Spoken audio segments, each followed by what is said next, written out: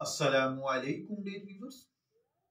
हमारा आज का टॉपिक है, अगर कोई खातून अपने शोहर के साथ सफर कर रही है और वो अपने मेके चली गई है तो अब वो वहां पर कौन सी नमाज पढ़ेगी, यानी वो नमाज कसर अदा करेगी या वहां पर पूरी नमाज पढ़ेगी।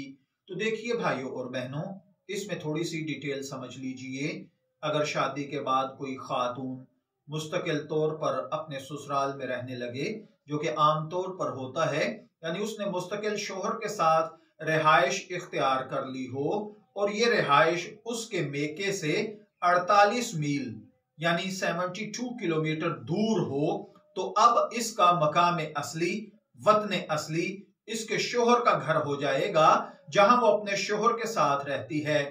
अब अगर कभी वो औरत यहां से सफर करके अपने मेके जाएगी तो ये मकाम उसके वतन असली से अगर कम अज कम 48 मील के फासले पर हो, तो अब ये खातून अपने मेके के अंदर कसर नमाज पढ़ेगी अगर इसका 15 दिन से कम रहने का इरादा हो।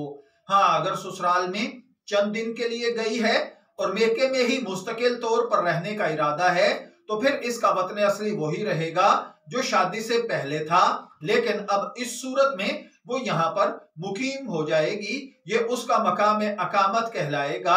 अपने शोहर के साथ अगर वो सफर कर रही है, या इसी तरह कोई मुलाजिम अगर अपने ऑफिसर के साथ सफर कर रहा है, या कोई लड़का अपने बाप के साथ सफर कर रहा हो, तो सफर करने वाला कोई ऐसा शख्स हो जो इस सफर में दूसरों का ताबे और पाबंद हो, तो उस ताबे की नीयत का कोई एतबार नहीं होता। इस सूरत में अगर वो खातून या मुलाजिम 15 दिन से ज्यादा की नीयत कर भी ले, तब भी मुकीम करार नहीं पाते जब तक के वो ऑफिसर या भी औरत का शोहर 15 दिन की नीयत और इरादा न कर ले, तब तक वो वहां मुकीम नहीं होते।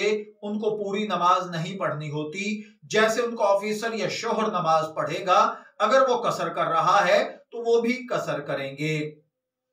मैं दुआ गो हूं कि अल्लाह ताला हमें इन बातों को समझकर इनके मुताबिक अमल करने की तौफीक अता फरमाए।